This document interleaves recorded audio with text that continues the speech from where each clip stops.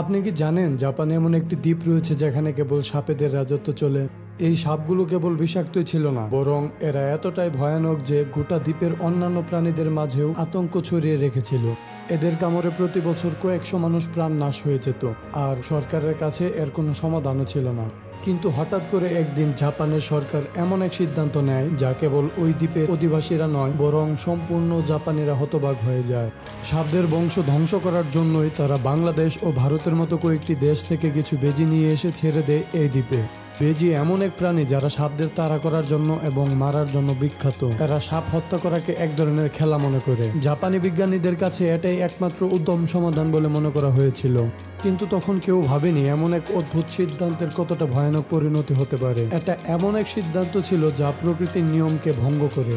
আর হ্যাঁ, প্রকৃতির সঙ্গে খেলা করার পরিণাম যে কতটা ভয়ানক হতে পারে তা জাপানিরা 25 বছর পর হারে হারে টের পায়। 1970 দশকের দিকে জাপানের আমামি ওশিমা দ্বীপে বসবাস করা জনগণ এক ভয়ঙ্কর শত্রুর আক্রমণের সম্মুখীন হয়, যার নাম হাবু সাপ। পুরো ওশিমা দ্বীপ জুড়ে এই সাপ সুবলের তাণ্ডব চালিয়ে বেড়াতে শুরু করে, কারণ এরা পুরোপুরি দ্বীপে ছড়িয়ে পড়েছে। প্রতি মাসে প্রায় 100 জনের বেশি ব্যক্তি এই সাপের কামড়ের শিকার হতো। হাবু সাপ অন্যান্য বিষাক্ত সাপদের থেকে অনেক বেশি বিষধর। এর কামড়ে ব্যক্তির উচ্চ রক্তচাপ আর বমি হতে থাকে, আর সঠিক সময় চিকিৎসা না করতে পারলে ব্যক্তির মৃত্যু নিশ্চিত। বেশিরভাগই এই সাপগুলো চাষযোগ্য জমি আর পশুপালন এরিয়াতে বাস করত, আর এই কারণে মাঝে মধ্যে চাষিদের পা এই সাপের গায়ে ভুল করে পড়ে যেত। কিন্তু সমস্যা হলো সেই সময় এই সাপের বিষের কোনো প্রতিষেধক ছিল না। যদিও জাপানি বিজ্ঞানীরা অ্যান্টিডোট বানানোর অনেক প্রচেষ্টা চালায়, ফাইনালি তারা একটি প্রতিষেধক আবিষ্কার করেও ফেলে। কিন্তু তারপরেও একটি বড় সমস্যা হলো এই মেডিসিনগুলো সংরক্ষণ করে রাখার জন্য প্রয়োজন হাইটেক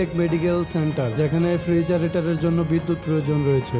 কিন্তু 1980 সালের দিকে জাপানের গ্রাম্য এলাকাগুলোতে এই ধরনের বিশেষ কোনো সুবিধা ছিল না। সাপে কাটা ব্যক্তিদের মেডিকেল সেন্টারে নিয়ে যাওয়ার পূর্বেই রাস্তাতেই মারা যেত। পরিস্থিতি এতটাই ভয়ানক হয়ে যায় যে হাবু সাপের কামড়ের ভয়ে চাষিরা নিজেদের জমি ছেড়ে শহরে কাজের সন্ধানে বেরিয়ে যেত। ধীরে ধীরে এই দ্বীপ জনশূন্য হতে শুরু করে। জাপানের সরকার এক মহা সমস্যার মধ্যে পড়ে যায়। তারা ইমার্জেন্সি মিটিং ডেকে ঠিক করে এই সাপের হাত থেকে দ্বীপটিকে রক্ষা করতে কিছু একটা করতে হবে। এই সময় জাপানের এক বিজ্ঞানী এক আজব আইডিয়া নিয়ে আসে। তিনি বলেন, এমন একটি প্রাণীকে এই দ্বীপে ছেড়ে দেওয়া হোক যারা সাপেদের ধরে মেরে খেয়ে ফেলবে, আর তাদের বিষের দ্বারা ক্ষতিগ্রস্তও হবে না। জাপানের সরকারের এই নেচারের সাহায্যে নেচার কন্ট্রোল করার আইডিয়াটি খুবই পছন্দ হয়, আর জাপানি বিজ্ঞানীরা অনেকগুলি প্রাণীকে বাছাই করার পর ফাইনালি সিদ্ধান্ত নেয় বেস্ট স্নেক ফাইটিং হিরো বেজিকে এই দ্বীপে ছেড়ে দেওয়া হবে। সাপ আর বেজি প্রাকৃতিকভাবেই একে অপরের চিরশত্রু। এদের একবার লড়াই শুরু হলে মৃত্যু না হওয়া পর্যন্ত এই লড়াই চলতেই থাকে, আর এই লড়াইয়ের সবসময়ের জয়ী প্রাণীটি হলো বেজি। তাছাড়া বেজিরা বিষাক্ত কোবরাদের শিকারের জন্য সুপরিচিত, আর এই হাবু সাপ কোবরা সাপদের রিলেটিভ। তাছাড়া বেজিদের দেহে ন্যাচারাল ডিফেন্স সিস্টেম রয়েছে যা সাপদের বিষের প্রতিরোধ গড়ে তোলে। মানে হাবু সাপ যদি এদের কামড়েও দেয় তারপরও এদের কোনো ক্ষতি হবে না, উল্টো হাবু সাপকে ছিন্ন বিচ্ছিন্ন করা ছাড়া তারা থামবেই না। তাছাড়া বেজিদের একটি বিশেষ গুণ হলো তারা সাপদের শুধু পেট ভরানোর জন্য হত্যা করে না, বরং তারা সাপ হত্যা করে বেশ মজা পায়। মানে এদের খিদে না থাকলেও যদি সাপ দেখতে পায় সেই সাপকে তারা জীবিত ছাড়ে না। কিন্তু এখানে একটি সমস্যা রয়েছে, বেজিরা জাপানের স্থানীয় নয়। এদের মূলত বাংলাদেশ, ভারত, পাকিস্তান, নেপাল আর ভুটানের মতো দেশে দেখা যায়, যেখানের জীব বৈচিত্র্য জাপানের থেকে সম্পূর্ণ ভিন্ন। জাপানি বিজ্ঞানীরা এই সমস্ত দেশ থেকে 30টা বেজি নিয়ে এসে আমামি ওশিমা দ্বীপে ছেড়ে দেয়, আর তারা নিশ্চিত হয় যে এবারে তাদের সমস্যার সমাধান হবে। তারা এক ডিলে দুটি পাখি মারতে চেয়েছিল। এই বেজিগুলো সাপ আর ইঁদুর দুই প্রাণীর অত্যাচারের হাত থেকে এই দ্বীপটিকে বাঁচাবে। কিন্তু কয়েক বছর পর বেজির সংখ্যা 30 থেকে যখন 30,000-এ পৌঁছে যায়, এদের আচরণ দেখে জাপানিরা হতবাক হয়ে যায়। তারা লক্ষ্য করে এই বেজিগুলো সাপ শিকারের উপর কোনো রুচিই দেখায়নি, উল্টো সাপের সাথে বেজির সংখ্যা বেড়েই চলেছে। আসলে হাবু সাপ একটি নিশাচর প্রাণী। তারা রাতের বেলায় তাদের গর্ত থেকে বের হয়ে শিকার করে, আর বেজিরা রাতে গর্তে লুকিয়ে থাকে, শিকার করে না। আর যদিও দিনের বেলায় এরা মুখোমুখি হয়, তবুও বেজিরা সাপদের হত্যা করতে কোনো ইন্টারেস্ট দেখায় না। আসলে প্রতিটা ঔষধের যেমন সাইড ইফেক্ট থাকে, তেমনি এই মিশন একটা সাইড ইফেক্ট দেখা দেয়। দিনে সাপ না পাওয়ায় এই বেজিগুলো এই দ্বীপের দুর্লভ খরগোশগুলো ধরে ধরে খাওয়া শুরু করে দেয় নিজেদের পেট ভরানোর জন্য। শুধু তাই নয়, এখানের স্থানীয় পাখিদের সংখ্যাও বিলুপ্তর পথে নিয়ে যায়। বেজিগুলো গাছে উঠে পাখিদের বাসা থেকে ডিম চুরি করে খেয়ে ফেলতো, সেই সাথে এরা চাষিদের ফসলও নষ্ট করতে শুরু করে। মোট কথা, জাপানি বিজ্ঞানীরা সাপের হাত থেকে বাঁচার জন্য যে মিশন শুরু করেছিল তাতে তো সফল হয়নি, নতুন আরেক সমস্যার মধ্যে জড়িয়ে পড়ে। 1980 সালে যেখানে 30টা বেজি ছাড়া হয়েছিল, তার 25 বছর পর এদের সংখ্যা দাঁড়ায় 50,000-এ। আর বেজিগুলো তাদের শত্রু ছেড়ে এই দ্বীপের মূল প্রাণীদের ধ্বংস করতে শুরু করেছে। স্থানীয় মানুষরা হঠাৎ করে পরিবর্তন লক্ষ্য করতে পারে। যেসব প্রাণীদের তারা সবসময় দেখতে পেত, বিস্ময়করভাবে তারা অদৃশ্য হয়ে যেতে শুরু করেছে। তারা চিন্তা ভাবনা করে বোঝা যায় যে বেজিরা সাপ মারছে না, বরং প্রাকৃতিক বিপর্যয় ঘটাচ্ছে।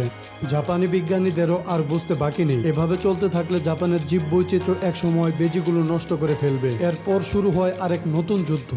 এ যুদ্ধ মানুষ আর বেজির যুদ্ধ। জাপানের সরকার অবশেষে এই মহাবিপদের গুরুত্ব বুঝতে পারে, আর তাই তো তারা 2000 সালের শুরুর দিকে বেজি মুক্ত অপারেশন ঘোষণা করে। সরকার বেজি ধরার জন্য এক বিশেষ দল গঠন করে। সমগ্র দ্বীপ জুড়ে এক কঠোর অভিযান শুরু হয়। কিন্তু বেজির মতো এত ছোট আর দ্রুত প্রাণীকে বন্দী করা এতটা সহজ কাজ ছিল না। এ কারণে জাপানি সরকার ওই এলাকাগুলোতে বিশেষ ক্যামেরা সেট করে রেখেছিল, যেখানে সব থেকে বেশি বেজির দল বাস করত। আর যেখানে বেজির সংখ্যা সবচেয়ে বেশি ছিল, সেখানে এদের পছন্দের খাবারে বিষ মিশিয়ে দেওয়া হতো, যাতে ওই খাবার খেয়ে বেজিরা মারা যায়।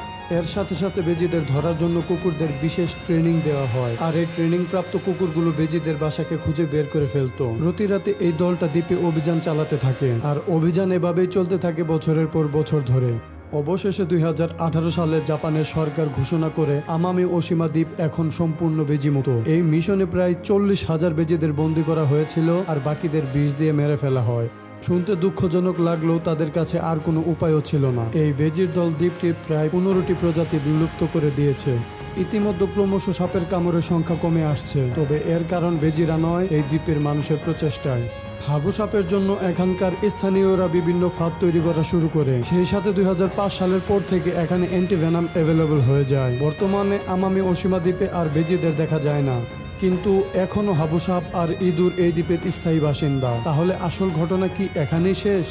দুঃখের সাথে বলতে হয়, বেজির সাথে দীর্ঘদিন লড়াই করার পরে মানুষদের জয় হয়েছিল ঠিকই, কিন্তু সেই সকল বেজির দল দ্বীপটির যে ক্ষতি করেছে তা এখনো অপূরণীয়, কারণ এই দ্বীপ জীববৈচিত্র্যকে এখনো পুরোপুরি রিকভার করতে পারেনি। এই ঘটনা থেকে একটি শিক্ষা পাওয়া যায়, মানুষ যত বড়ই বুদ্ধিমান প্রাণী হোক না কেন, প্রকৃতির বিরুদ্ধে গিয়ে কখনোই তারা তাদের নিজেদের স্বার্থ পূরণ করতে পারবে না। আমাদের মনে রাখতে হবে, প্রকৃতির ভারসাম্য রক্ষা করা আমাদের নিজেদেরই দায়িত্ব। প্রকৃতির বিরুদ্ধে যাওয়া মানে নিজেদেরই ক্ষতি ডেকে আনা। আপনাকে একটা রিকোয়েস্ট করব, ভিডিওতে একটা লাইক দিয়ে দিবেন, আর আপনি যদি রহস্য রোমাঞ্চকর ভিডিও দেখতে পছন্দ করেন, তাহলে ভেতরের চোখ চ্যানেলটি সাবস্ক্রাইব করে বেল আইকনটি অন করে রাখতে পারেন।